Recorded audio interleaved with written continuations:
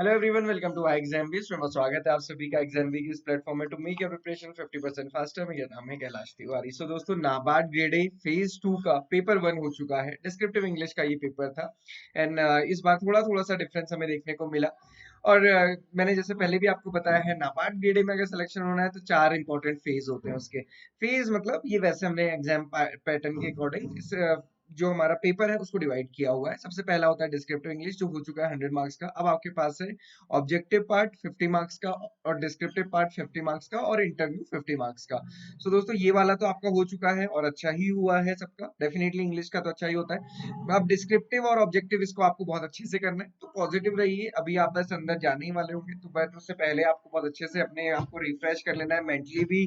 और अगर कुछ खाना चाहते पीना चाहते वो भी सारी चीजें आप कर सकते हो। उसके बाद आप बहुत अच्छे से ऑब्जेक्टिव एंड डिस्क्रिप्टिव को दीजिएगा। थोड़ा आपको ये पता चल गया होगा कि यूआई यूएक्स कैसा है, कैसा इंटरफेस है ना, वो उतना अच्छा नहीं है जितने अच्छे से आप प्रैक्टिस करते हैं। तो वो चैलेंज आपको पता चल गया होगा। आई होप कि उसको बेटर मैनेज कर पाएंगे, क्योंकि यहाँ पे टाइम लिमिट कम होती है। ओके, सो डिस्क्रिप्टिव इंग्लिश का पेपर तो ये हमेशा की तरह ठीक ठाक ही था। और अगर हम इसमें बात करें, इस बार जो चेंज था, लेटर राइटिंग 30 मार्क्स की थी, बट जो नंबर ऑफ वर्ड थे वो 220 था। और मैक्सिमम स्टूडेंट ने इसी में आंसर किया है, write a letter to the municipal office to inform them about the damages in the road and to take the necessary actions. तो मैक्सिमम स्टूडेंट ने तो इसी में लिखा है आंसर। किसी ने अगर दूसरे के क्वेश्चन का आंसर दूसरे ऑप्शंस को चूज किया है तो मुझे बताइएगा। दूसरा था complain letter to organisation related to some faulty electronic devices delivered to them. And third था एक रिक्वेस्ट लेटर था रिलेटेड टू सम, कोई राइटर को जल्दी आर्टिकल लिख के देना है, ऐसा कुछ करके था। सो मैक्सिमम स्टूडेंट ने तो इस पे लिखा है। लेटर राइटिंग 30 मार्क्स का था, 220 वर्ड्स था। तो ये हर साल वर्ड लिमिट थोड़ा सा चेंज करते हैं, वो इस बार इतनी की है। देन उसके बाद है ऐसी राइटिंग। ऐसे राइटिंग 40 मार्क्स का था एंड अगेन 520 वर्ड्स इस बार दिया था। लास्ट ईयर 550 था, इस बार 520 था। मैक्सिमम स्टूडेंट ने अगेन इस पे आंसर लिखा है, credit facility for the sustainable agriculture. आपने किसी दूसरे टॉपिक पे लिखा तो बताइएगा। दूसरा था rural youth education and empowerment, fisheries and its role in GDP, and fourth question something forestry related question था। So again इसमें भी ये वाला क्वेश्चन ज्यादा चूज किया। आप भी बताइएगा कि आपने किस पे लिखा।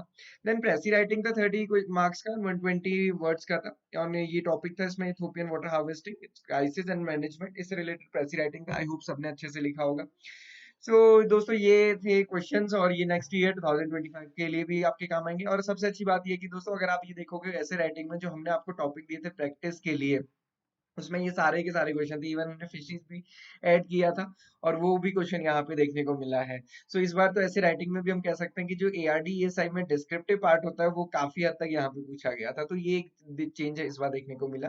अब आप अपना बहुत अच्छे से रेस्ट कीजिए और रिलैक्स कीजिए। बहुत अच्छे से अपने पेपर 2 को दीजिएगा। All the very best. आपने बहुत मेहनत की है, अपने आप पे पूरा भरोसा रखना है, सिलेक्शन आपका जरूर होगा। Thank you for watching this video and have a great day ahead.